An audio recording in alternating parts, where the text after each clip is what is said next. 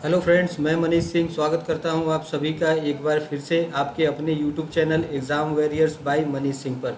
तो फ्रेंड्स, आज हम फिर हाजिर हैं टॉप 10 करंट अफेयर क्वेश्चन को लेके, जो डेली का डोज 26 जून के नाम से आपके सामने उपस्थित है। और आज हम आज के दिन के 10 टॉप करंट अफेयर क्वेश्चन को डिस्कस करेंगे, उस पर चर्चा करेंगे और आप लोग कोशिश करेंगे, जो भी एस्पिरेंट्स हैं, चाहे वो यूपीएससी की तैयारी कर रहे हो या फिर पीसीएस एग्जाम्स की तैयारी कर रहे हो या फिर वनडे एग्जाम्स की तैयारी कर रहे हो, तो सभी अटेंटिव होकर इस सेशन का फ़ायदा उठाएं। और इस तरह से दोस्तों सिर्फ आपको 20 से 25 मिनट देना है और आपके 10 करंट अफेयर्स के टॉप क्वेश्चंस आपके तैयार हो जाएंगे। और ऐसे अनवरत रूप से अगर आप वीडियो को देखते रहेंगे तो आपके जो अपकमिंग एग्जाम्स हैं उसमें आप निस्संदेह करंट अफेयर्स के सेक्टर में आप बहुत अच्छा स्कोर करेंगे। तो फ्रेंड्स, हम आज का सेशन शुरू करते हैं। और जैसा कि आप सभी को पता है कि जब हम सेशन की शुरुआत करते हैं तो हम पहले एक मोटिवेशनल कोट के बारे में पढ़ते हैं और उसे अपने जीवन में आत्मसात करने की कोशिश करते हैं। तो फ्रेंड्स, आज का जो मोटिवेशनल कोट्स है वो है आपके स्क्रीन पे। अपने जीवन में चमत्कार होने का इंतजार मत करो, प्रयास करो और खुद एक चमत्कार बन जाओ। तो फ्रेंड्स, यहाँ पे कहने का सेंस ये है कि आप कभी भी परिस्थितियों का रोना ना रोएं और ये मत सोचें कि जब परिस्थितियाँ हमारे अनुकूल हो जाएंगी तब मैं प्रयास करूंगा और सफल हो जाऊंगा। तो फ्रेंड्स, परिस्थितियाँ कभी भी अनुकूल नहीं होती हैं। आप किसी भी अच्छे काम को करने के लिए कोई भी बुरा वक्त नहीं होता है। तो आप किसी भी जीवन में चमत्कार का एकदम से इंतज़ार मत करो कि एक दिन ऐसा आएगा और सारी चीज़ें बदल जाएगी। तो ये रातों रात बदलने वाली चीज़ें नहीं होती हैं। इसके लिए आपको कठिन परिश्रम करना पड़ता है और एक कंटिन्यूटी बनाए रखनी पड़ती है। उसके बाद ही आप अपने लक्ष्य को प्राप्त कर पाते हो। तो आप किसी भी चीज़ का इंतज़ार न करें, चाहे वो आपकी समय हो, चाहे परिस्थितियाँ हो या फिर कोई बहुत बड़ा अकस्मात चमत्कार हो जाएगा, तो ऐसा कुछ नहीं होता है। आपको अपने लेवल पे एफर्ट लगाना पड़ेगा, जी तोड़ परिश्रम करनी पड़ेगी और धीरे धीरे जैसे आप परिश्रम करते जाओगे कंटिन्यूअस मैनर में, और जब आपको मंजिल दिखाई देने लगेगी, और वो तभी सफल आप हो पाओगे अपने लाइफ में जब आप अनवरत रूप से संघर्ष करते रहोगे। तो फ्रेंड्स, आप खुद अपने आप में वो बदलाव लाओ और इतनी मेहनत करो कि एक आने वाले समय में, भविष्य में आप खुद एक चमत्कार के रूप में उभरो। ठीक है। तो फ्रेंड्स, आज का ये कोटेशंस हमने पढ़ा और इसे अपने लाइफ में आत्मसात करने की हम कोशिश करेंगे और अपने लक्ष्य के निर्धारण की जो प्रक्रिया है उसमें ये प्रोत्साहन का काम करेगा। तो फ्रेंड्स, अब हम सेशन की शुरुआत करते हैं। आपके स्क्रीन पे है पहला प्रश्न। हाल ही में किस एयरपोर्ट ने हवाई अड्डे की गुणवत्तापूर्ण सेवाओं हेतु एयरपोर्ट काउंसिल इंटरनेशनल एसीआई का रोल ऑफ एक्सीलेंस सम्मान जीता है? तो फ्रेंड्स, अभी किस एयरपोर्ट ने रोल ऑफ एक्सीलेंस सम्मान जीता है, ये है आपका प्रश्न। और ऑप्शन है आपके सामने, पहला कोचीन इंटरनेशनल एयरपोर्ट, दूसरा लखनऊ इंटरनेशनल एयरपोर्ट, तीसरा इंदिरा गांधी इंटरनेशनल एयरपोर्ट दिल्ली और चौथा चेन्नई इंटरनेशनल एयरपोर्ट। तो इसमें जो सही जवाब है फ्रेंड्स, वो मैं आपको बिना समय गंवाए बता देता हूँ। वो है कोचीन इंटरनेशनल एयरपोर्ट, जिसे रोल ऑफ एक्सीलेंस अवार्ड अभी हाल ही में दिया गया है। और ये किस लिए दिया जाता है? तो ये हवाई अड्डे की गुणवत्तापूर्ण सेवाओं के लिए एयरपोर्ट काउंसिल इंटरनेशनल, जो एसीआई के नाम से जाना जाता है, वो रोल ऑफ एक्सीलेंस अवार्ड दिया जाता है इस क्षेत्र में। अगर आपकी अगर सर्विस है, अगर किसी एयरपोर्ट की बात करें तो वहाँ पे अगर क्वालिटेटिव सर्विसेज दी जाती हैं, सर्व किया जाता है, तो वैसे हवाई अड्डे को, वैसे एयरपोर्ट को इस पुरस्कार के लिए चुना जाता है। और आपको बता दें, एयरपोर्ट काउंसिल इंटरनेशनल जो है, ये एक जो संस्था है, यह एयरपोर्ट संचालकों की एक वैश्विक संस्था है जिसने उन हवाई अड्डों के लिए रोल ऑफ एक्सीलेंस सम्मान की स्थापना की है जिन्होंने यात्रियों की राय में गुणवत्तापूर्ण एवं उत्कृष्ट सेवाएं प्रदान की है। तो फ्रेंड्स, ये आपको याद रखना है, कोचीन इंटरनेशनल एयरपोर्ट को अभी हाल ही में रोल ऑफ एक्सीलेंस सम्मान से नवाजा गया है। अब हम बढ़ते हैं अगले प्रश्न की ओर। अगला प्रश्न है आपके स्क्रीन पे, S&P ग्लोबल रेटिंग्स। S&P का मतलब यहाँ पे होता है Standard and Poor's global rating. ये रेटिंग एजेंसी है और जैसे कि आप सबको पता है कि हमने पहले भी इस तरह के प्रश्नों को डिस्कस किया है, जिसमें और भी रेटिंग एजेंसियां का अगर मैं नाम आपको बताऊं तो वो है क्राइसिल है, उसके बाद आप IMF की बात करें स्टैंडर्ड एंड पुअर्स की बात करें जिसका भी हम जिक्र कर रहे हैं, तो मूडीज़ हैं, तो ये सब रेटिंग एजेंसियां हैं, ग्लोबल रेटिंग एजेंसियां हैं जो किसी भी देश के जो जीडीपी में विकास दर है उसमें क्या कमी है, क्या वृद्धि होती है, ये चीज, इन चीज़ों को वो दर्शाता है। तो चालू वित्त वर्ष के लिए S and P global ratings की भारत के वृद्धि के अनुमान को 11% से घटाकर कितने प्रतिशत कर दिया गया है, ये आपको पता करना है। तो फ्रेंड्स ऑप्शन है आपके सामने, पहला 5.5%, दूसरा 6.5%, तीसरा 9.5% और चौथा 8.5%। तो इसमें जो सही जवाब है फ्रेंड्स वो है 9.5%। 9.5% की कमी दर्ज की गई है एस&पी के प्रोजेक्शन के मुताबिक। भारत की जो चालू वित्त वर्ष में जो जीडीपी की विकास दर होगी वो 11% से घटाकर 9.5% कर दिया गया है। और एस&पी के अनुसार अगर कहा जाए तो उसके अनुसार ये प्रोजेक्शन किया गया है, अनुमान लगाया गया है कि अभी तक लगभग 15% आबादी जो है भारत की, अगर हम बात करें इस कोरोना महामारी की, तो अभी हम मात्र 15% आबादी को वैक्सीन की एक खुराक मिली है। तो अभी इस संक्रमण का जो दौर है और जो जोखिम है वो बना हुआ है। तो इन्हीं सब चीज़ों से कयास लगा के जिसका वैक्सीन की जो आपूर्ति है वो उसमें तेजी आने की उम्मीद है। और वित्त वर्ष 2020-21 में भारतीय अर्थव्यवस्था में 7.3% की कमी आई थी।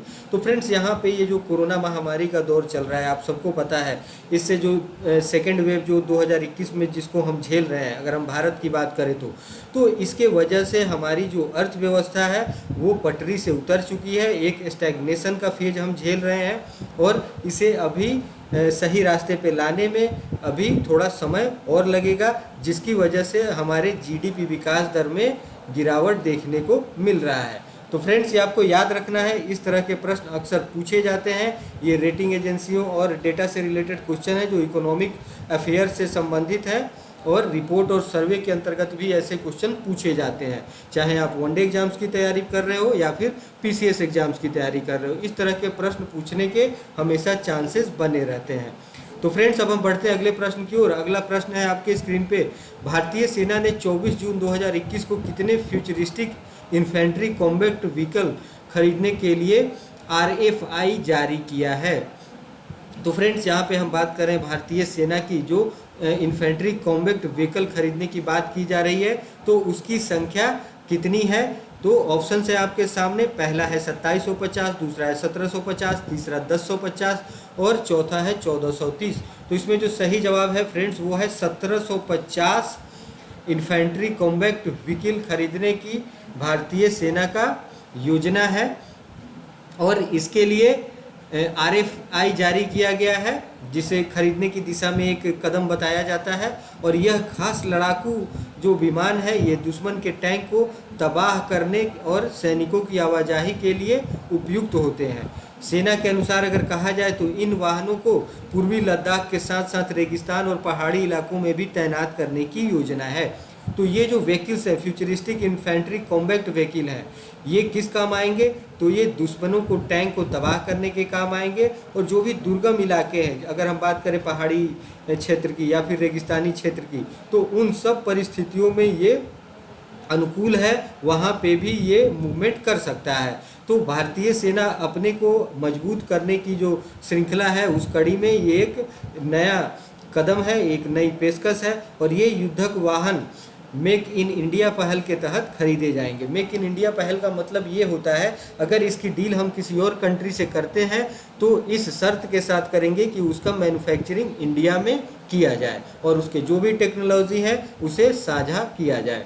तो फ्रेंड्स ये आपको याद रखना है, ये काफ़ी इंपॉर्टेंट प्रश्न है। ये आंकड़े से रिलेटेड इस तरह के प्रश्न होते हैं तो ये आपको हमेशा एग्जाम्स में पूछे जाने के चांसेस बने रहते हैं। अब हम बढ़ते हैं अगले प्रश्न की ओर। अगला प्रश्न है आपके स्क्रीन पे, दिल्ली सरकार ने किस पूर्व ओलंपिक पदक विजेता को दिल्ली खेल विश्वविद्यालय डीएसयू का पहला कुलपति नियुक्त किया है? तो फ्रेंड्स यहाँ पे दिल्ली का जो खेल विश्वविद्यालय जो पहला बनाने की बात की गई थी, उसकी स्थापना करने की बात की गई थी, तो उसके पहले कुलपति की नियुक्ति हुई है और वो कौन है वो शख्स जिनकी नियुक्ति हुई है? तो हम ऑप्शंस की ओर बढ़ते हैं। पहला ऑप्शन है पीवी सिंधु, दूसरा पीटी उषा, तीसरा साइना नेहवाल और चौथा कर्णम मल्लेश्वरी। तो फ्रेंड्स इसमें जो सही जवाब है वो है कर्णम मल्लेश्वरी। कर्णम मल्लेश्वरी ये काफ़ी जाना माना नाम है, इंडियन एथलीट के तौर पे इन्हें जाना जाता है और ये भारोत्तोलन में इन्होंने अपना नाम कमाया है। तो दिल्ली सरकार जो है वो पूर्व ओलंपिक पदक विजेता कर्णम मल्लेश्वरी के बारे में आपको बताएं तो ये ओलंपिक पदक विजेता है जिन्होंने भारोत्तोलन में भारत को पहली बार पदक दिलाया था।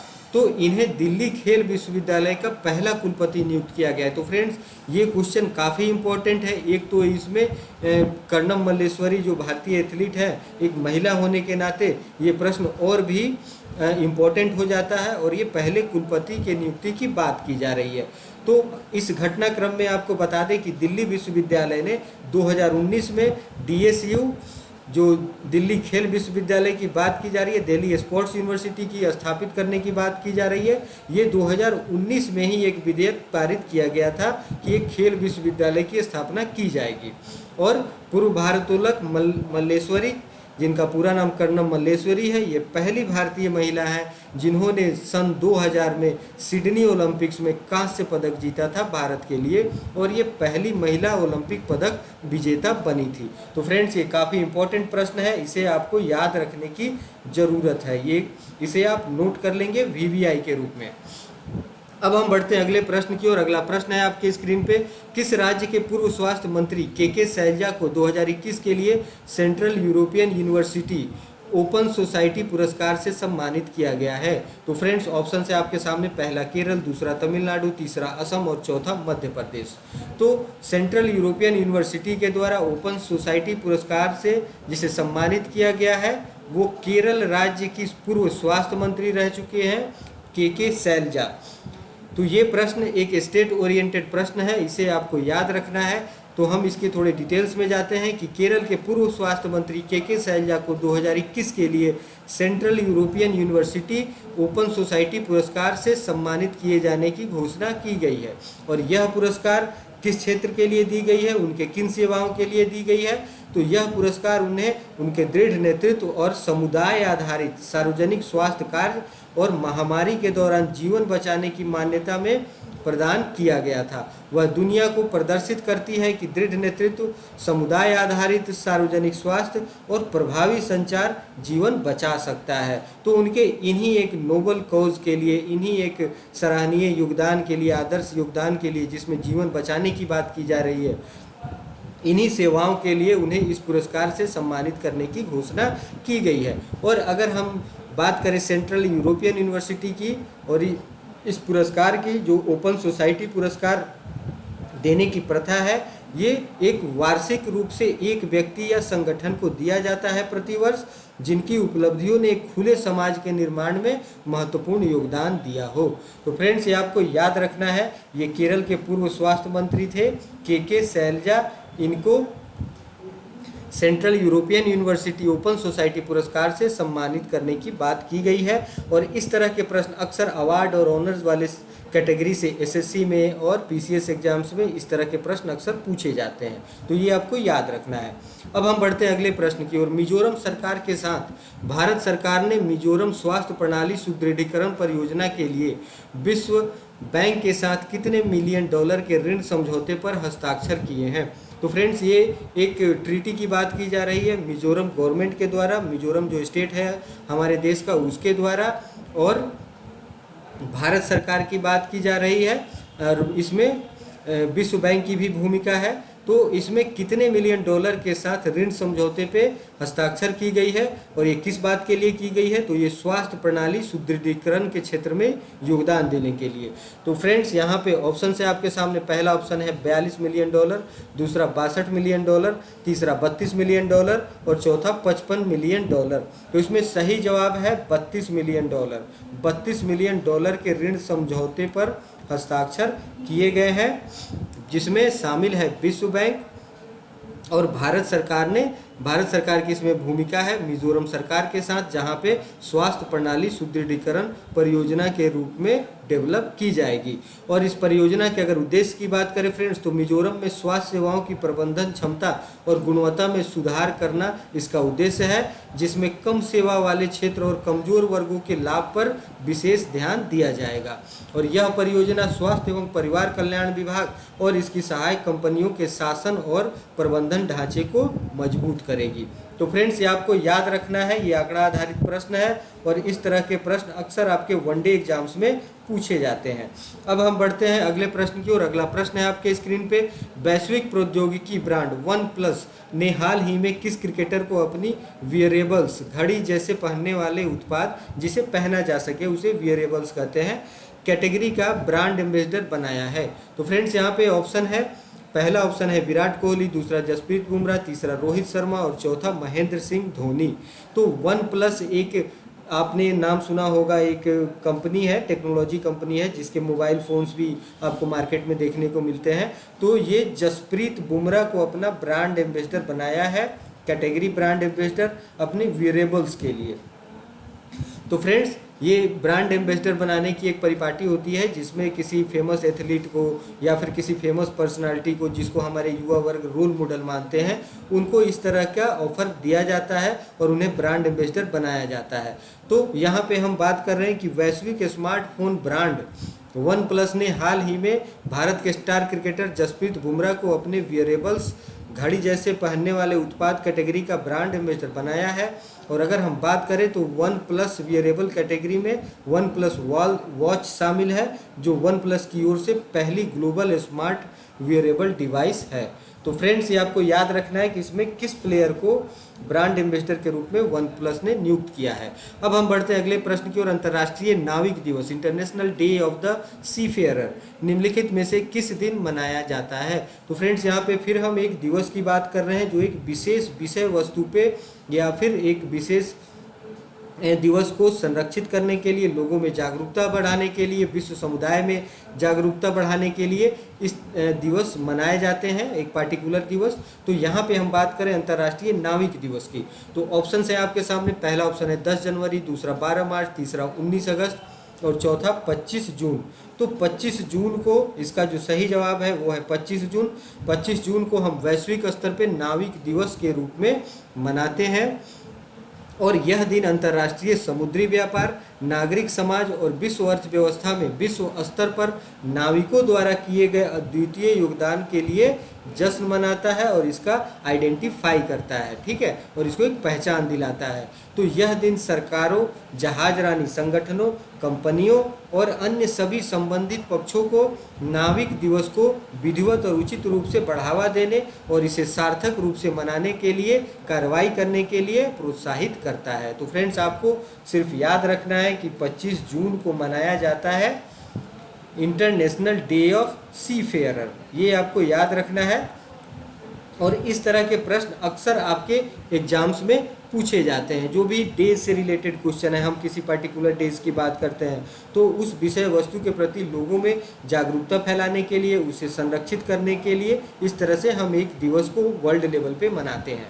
अब हम बढ़ते हैं अगले प्रश्न की ओर। अगला प्रश्न है आपके स्क्रीन पे, जून 2021 को केंद्रीय मंत्रिमंडल ने भारतीय रेल को स्टेशन परिसर एवं रेलगाड़ियों में सार्वजनिक बचाव एवं सुरक्षा सेवाओं हेतु 700 मेगाहर्ट्ज फ्रीक्वेंसी बैंड में कितने स्पेक्ट्रम के आवंटन संबंधी प्रस्ताव को मंजूरी प्रदान की है?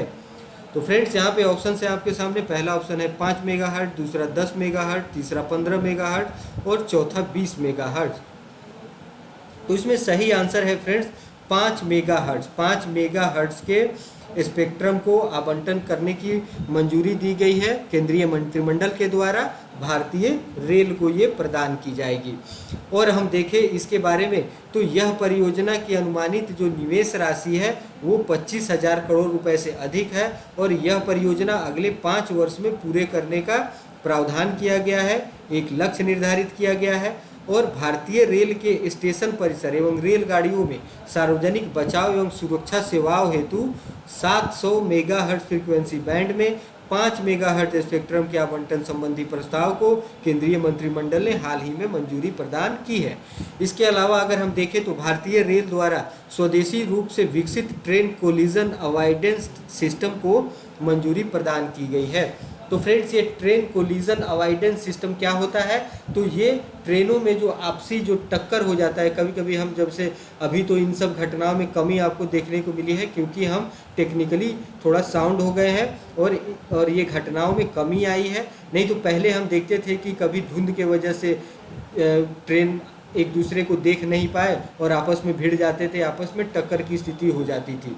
तो इस भारतीय रेल द्वारा स्वदेशी रूप से जो विकसित ट्रेन कोलिजन अवॉइडेंस सिस्टम को मंजूरी प्रदान की गई है।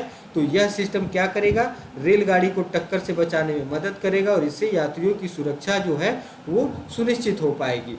तो भारतीय रेल के लिए LTE लॉन्ग टर्म इवोल्यूशन का उद्देश्य परिचालन, बचाव एवं सुरक्षा से जुड़े एप्लीकेशन हेतु सुरक्षित एवं भरोसेमंद वॉइस, वीडियो और डेटा संचार सेवाएं प्रदान करना है।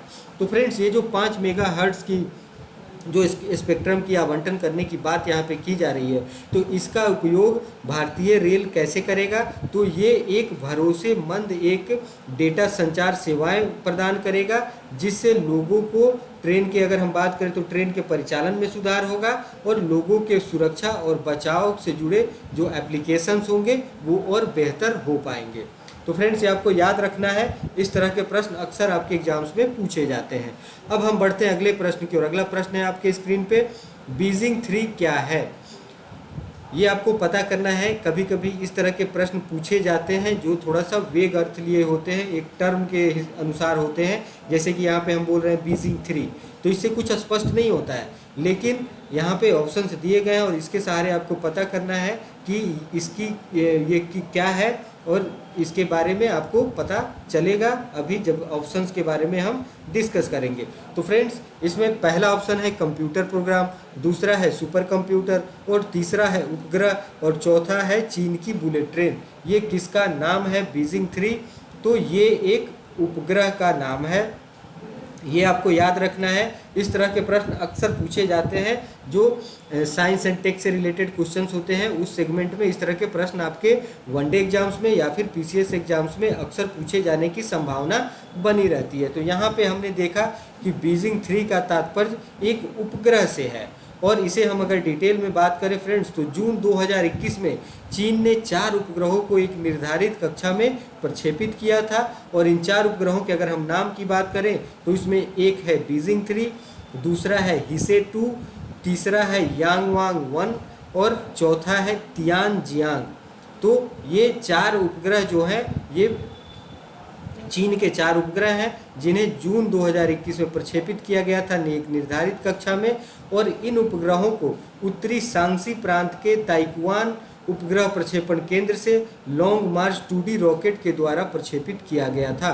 ये आपको याद रखना है फ्रेंड्स कि इन उपग्रहों को लॉन्ग मार्च रॉकेट जो है 2D उसके द्वारा प्रक्षेपित किया गया था। तो इस तरह के प्रश्न अक्सर पूछे जाते हैं, एक टर्म के हिसाब से पूछ दिए जाएंगे। जैसे कि बीजिंग एक शहर का नाम है चीन का, तो उसके साथ बीजिंग 3 नाम दे दिया जाए तो ये थोड़ा सा आप लोगों को कंफ्यूज करेगा, लेकिन इस प्रश्न के माध्यम से हम जान चुके हैं कि यह एक उपग्रह का नाम है।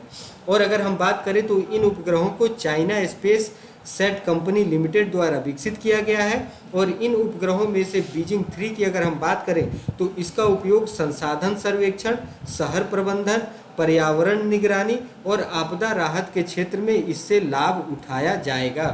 तो फ्रेंड्स, ये आपको याद रखना है, बीजिंग 3 जो है वो एक उपग्रह से संबंधित है, इसमें आपको कंफ्यूज होने की ज़रूरत नहीं है। तो फ्रेंड्स, इस तरह से हमने आज टॉप 10 करंट अफेयर्स के क्वेश्चन को चर्चा किया, इसका जिक्र किया और आशा करता हूँ आप सभी समझ गए होंगे। और एक तरह से हम जब चर्चा करते हैं, डिस्कशन करते हैं तो चीज़ें काफ़ी लंबे समय तक याद रहती है। तो इसी तरह से आप हमारे साथ जुड़े रहिए और ज़्यादा से ज़्यादा लोगों को जोड़ने का प्रयास कीजिए, ज़्यादा से ज़्यादा वीडियो को शेयर करें, सब्सक्राइब करें, ताकि ज़्यादा से ज़्यादा लोग हमारे साथ जुड़े और लाभान्वित हो सकें। चाहे वो किसी भी प्रतियोगिता परीक्षा की तैयारी कर रहे हो, चाहे अगर हम बात करें संघ लोक सेवा आयोग की परीक्षा की तैयारी कर रहे हो, या फिर राज्य लोक सेवा आयोग की परीक्षा की तैयारी कर रहे हो, या फिर वनडे एग्जाम्स की आप तैयारी कर रहे हो, तो इन सब में समान रूप से उपयोगी है ये करंट अफेयर्स के क्वेश्चन, और सारे एग्जाम्स में अक्सर पूछे जाते हैं। और अक्सर बच्चे इसमें मिस्टेक करते हैं क्योंकि वो इस पर ज़्यादा ध्यान नहीं देते हैं। उनको लगता है कि हम कर लेंगे, लेकिन जब एग्जामिनेशन हॉल में बैठते हैं तो उन्हें कन्फ्यूजन की स्थिति का सामना करना पड़ता है। तो आपको 20 से 25 मिनट देना है और रोज़ टॉप 10 करंट अफेयर्स आपके तैयार होते जाएंगे। तो फ्रेंड्स, आज हमने टॉप 10 करंट अफेयर्स की पे चर्चा किया, और इसी तरह हम कल फिर हाजिर होंगे नए टॉप 10 करंट अफेयर क्वेश्चन के साथ, डेली के डोज के नाम से। और जैसा कि कल संडे है तो मैं आपको बता दूं कि संडे को हम सप्ताह भर के क्वेश्चन को एक वन लाइनर के weekly one liner current affairs के रूप में एक रिवीजन के तौर पे पेश करते हैं, जिससे अगर आप एक दिन भी सप्ताह में कभी मिस कर गए होंगे तो संडे का सेशन अगर आप सुन लेते हो तो आपको सप्ताह भर के जितने भी करंट अफेयर्स के इंपॉर्टेंट क्वेश्चन हैं वो आपको वन लाइनर के रूप में मिल जाता है, और आप उसे आसानी से रिवाइज कर लेते हो। और इस वीडियो के साथ फ्रेंड्स आप पीडीएफ को डाउनलोड करना न भूलें, जिसे आप नोट्स के रूप में संग्रहित कर सकते हैं, जिसे आप ऑफलाइन भी आगे पढ़ सकते हैं। तो फ्रेंड्स, आज का सेशन हम यहीं समाप्त करते हैं। अब मैं आपसे विदा चाहूँगा, और फिर कल हाजिर होंगे हम weekly one liner current affairs के क्वेश्चन के साथ। तब तक आप सुरक्षित रहें, स्वस्थ रहें। धन्यवाद।